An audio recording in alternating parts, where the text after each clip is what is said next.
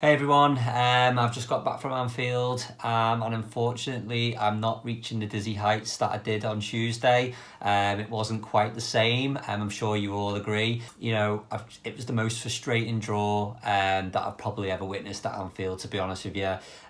Stoke played the most dirty tactics that I could ever imagine.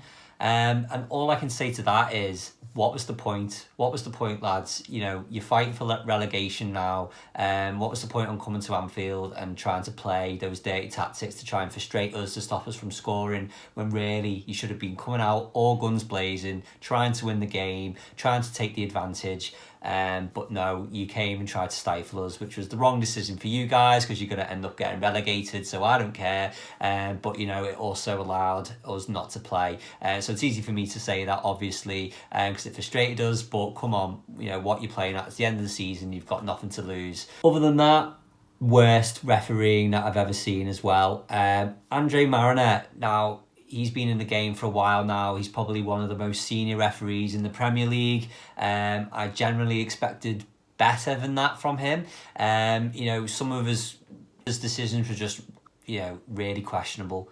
I have to say, I think one that most people will be talking about is probably the Stonewall penalty from Mo Salah. It was clearly a handball in the penalty area. If that ball gets past and into Firmino, it's a clear goal. It should have been a penalty. That was one of the worst decisions that I've ever seen. It happened right in front of me. I've got footage of it, which you can all see and be as frustrated as me about.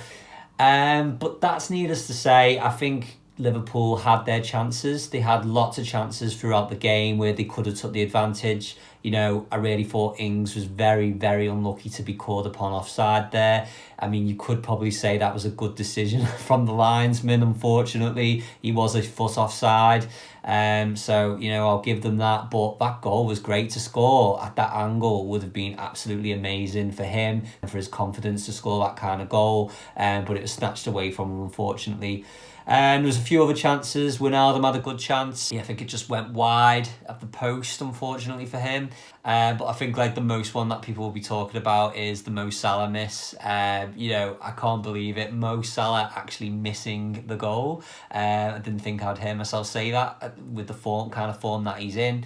But what can I say? I think we'll let him off just this once. It was just a bit of a miss-hit. I think he was under pressure from three defenders. Usually that's not a problem for him, but this time he flunked his lines, which is absolutely fine. We'll let him off this time. I was talking before with my friend, and we were basically saying, I'm glad he's got his miss out the way. I'd rather miss now than miss against Roma next week. So at least he's got that out of his system.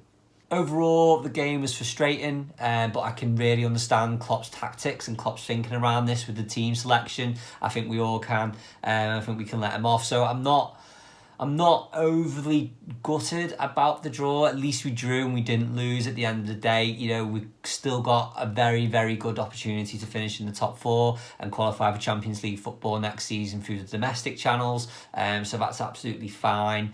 So I'm not too bothered about that. I think it was interesting that, rather than bring some of the kids in, he played Marino further up the field. I think that was quite a good decision to see how that would kind of work, playing both Gomez and Trent on the same team sheet. I think he was trying things out just in case we encounter any midfield injuries, which I was really worried about happening to Henderson about midway through the game. And I remember he was down for a significant amount of time, and I thought, oh, that's it. That's another midfielder out, and what we're going to do in this situation. But obviously Klopp's got our back here. He's working out different ways and different kind of formations that we can take in these situations, so that we're not left light on the ground with our players and with our injuries. So that was a pretty good move. Overall, it was a massive contrast in comparison to the Roma game in midweek. Obviously, the atmosphere was completely different. I think the crowd kind of went into Anfield kind of expecting a high-scoring win, a bit of a routine win maybe, but that just didn't happen today. And as the game went on and we kind of realised that wasn't happening, you could sense the frustration amongst the crowd, and it was kind of getting to us. But I think at the end, we obviously we're in a semi-final of the Champions League. We can't, get our heads down too low. I think it's still going to be okay in the end, and I think we've got to just look forward to that game now, and you know, we move on. So I did film a bit of footage of today, so you know, you can have a look through, see what you think. You know, there's obviously not too much exciting going on it, but you know, if you want to check it out, please just continue watching this video, and as always, just leave some feedback and comments in the section below, and let me know what you think.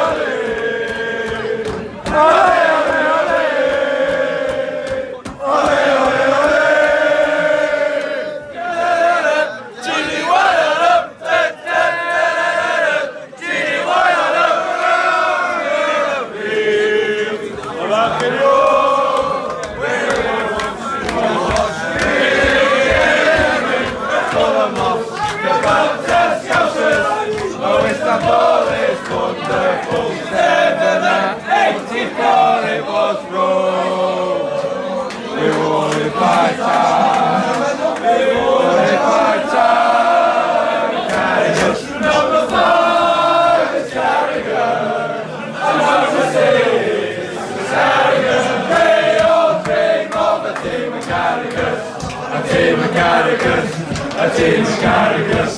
We all dream of a team of caricatures. A team of caricatures. A team of caricatures.